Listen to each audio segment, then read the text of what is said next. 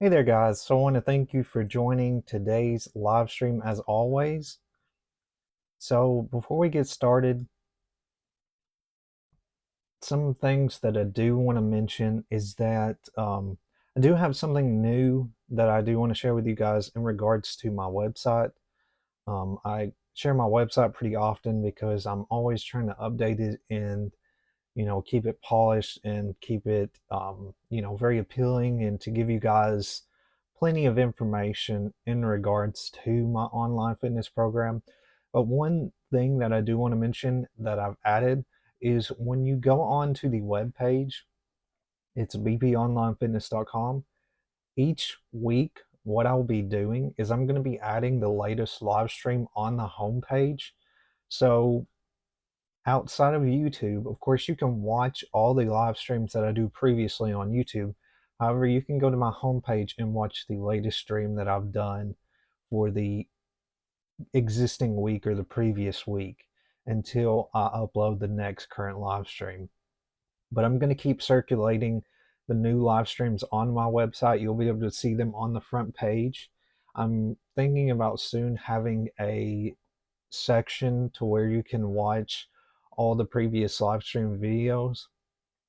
Also, another thing that I'm going to be working on here very soon is to add more of videos outside of live streams, such as videos speaking on certain types of topics and uploading them to YouTube or uploading them to, different social platforms as well as my website. That's another thing that I'm working on doing is doing more topical videos rather than, just live streams themselves. So I'm going to be trying to do that pretty soon. Of course, I'm still going to be posting short form content, videos related to workouts, anything like that. I'm still going to be posting that, and I'm still going to be doing live streams as well. But I'm working on, sort of adding new sort of, types of videos as it relates to, my YouTube and my website. And that's what I'm working towards. Working on investing in some camera equipment pretty soon whenever I'm able to. But that's something that I'm working on. I'm trying to constantly, make new changes, um, make changes that, make the experience of what I offer you guys more appealing. So that's all I wanted to mention before we get started. With all that being said, let's go ahead and discuss today's topic, which I feel like is very relevant, especially over the past few weeks, especially here where I live in Tennessee. Is we're going to be talking about staying on track in the winter months. Now, I know that a lot of you guys are probably going through, you may be snowed in or you're probably dealing with certain type of weather, whether it be, excuse me, whether it be ice or any sort of, type of weather during the winter months, whether it be cold. What I'm going to discuss today is different tactics on how to stay on track in those winter months because I think this time of year is usually the hardest to try to stay on track because of the weather and because, it being colder and you're just not as, you don't want to stay as active during the winter, I guess you'd say. So that's what I'm going to be talking about today. So there's various different topics I'm going to go over, and some of these are going to be, related mostly to your workouts, structuring workouts, and things of that nature is what we're going to focus on. So some of the topics I'm going to talk about today is creating a winter workout plan, trying short, intense workouts in your routine, working out at home, as well as discussing why your mindset matters. And this is going to be some of the topics that I'm going to sort of go over today. Now, creating a winter workout plan.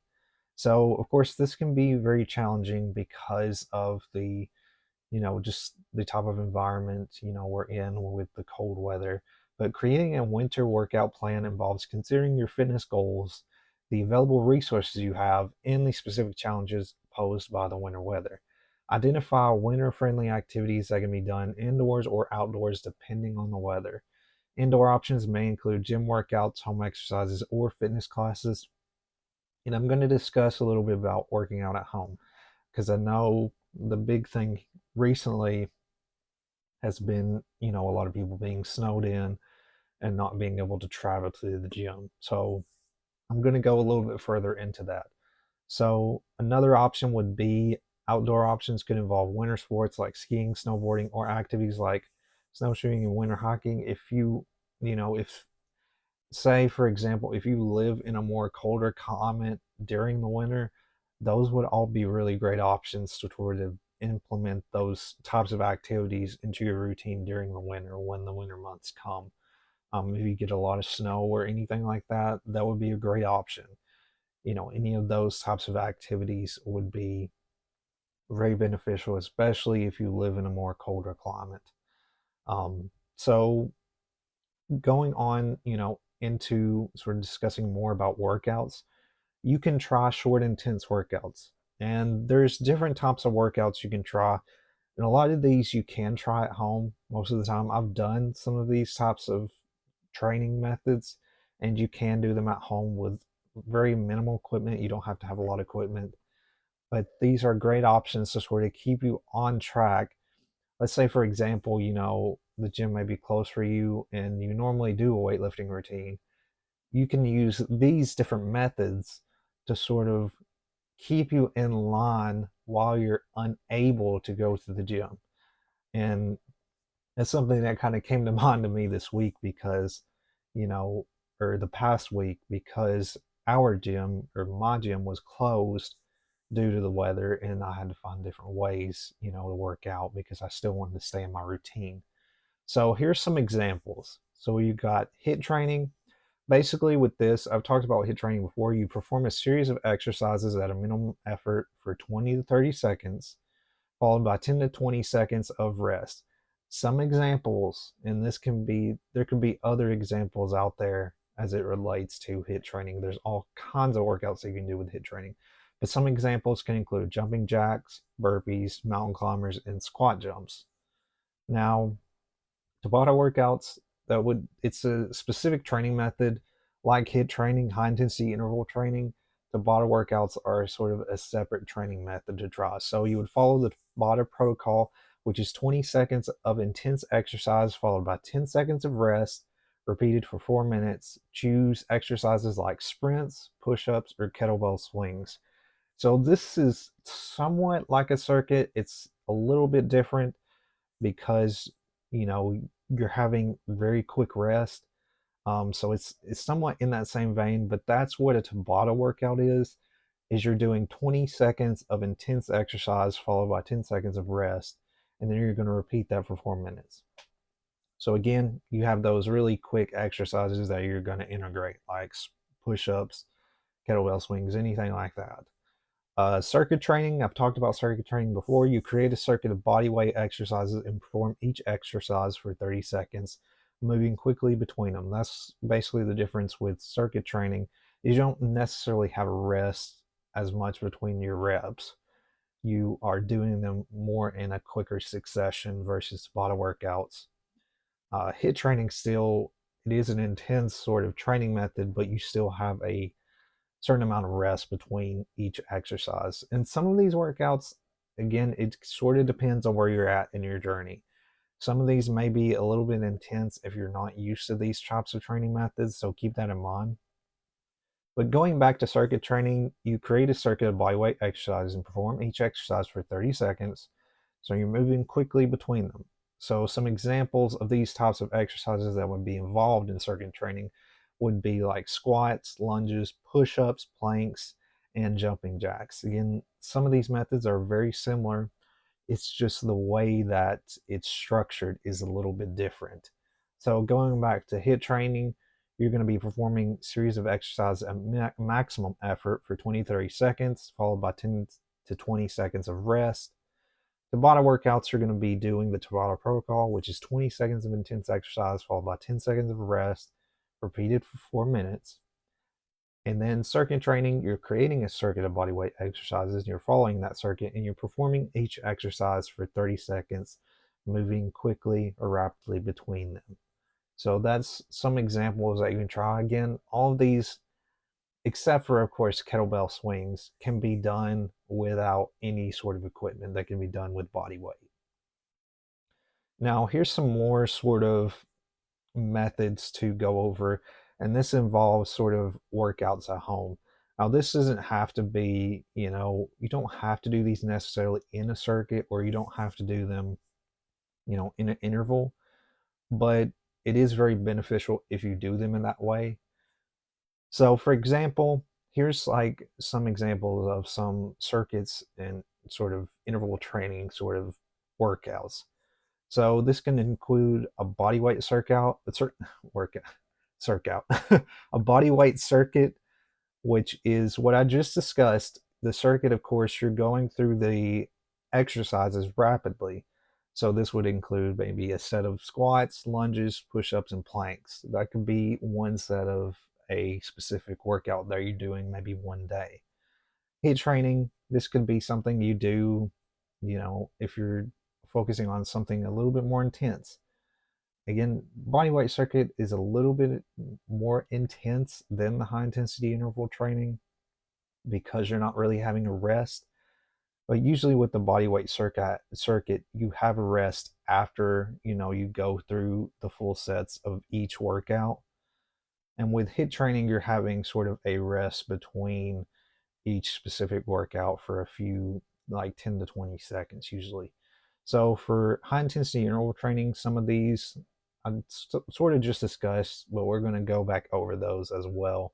You've got jumping jacks, you've got burpees, you've got mountain climbers, and plank jacks. These are all great options for, having a HIIT training routine if you're working out at home. Here's some other workouts outside of just focusing on, circuits, HIIT training, and anything of that sort. So you could do this set of workouts, which is a cardio blast. Again, you can kind of structure these, you can do these in a row, but do them in a way that's, you're able to, don't just do a really intense workout if you're not used to, a type of workout. You need to gradually, sort of get adjusted to these types of routines if this is the sort of routine that you're going for. Because again, it's not easy. A lot of these can be intense depending on your, activity level basically. So just keep that in mind that if you want to try these workouts, do them, have a little bit of rest in between each set that you're performing rather than doing them really quick. And then once you get to adjusting to how the workout is structured, then you can sort of pick up the pace and you can go more into an interval or more into a circuit. But that's what I would recommend if you're just not used to these types of workouts. Just really start slow and then get into that, challenge yourself into getting into a more rapid pace with the workouts. So, a cardio blast, one example that you can try. Again, this can be great if you are not able to go outside, if you're not able to go to the gym or go on a treadmill. This can be something you can do at home without having to have a lot of space to do it. So you could do a jump rope or simulated jumping. You could do high knees, butt kicks, running in place. These can all account for a cardio workout without, walking or running basically.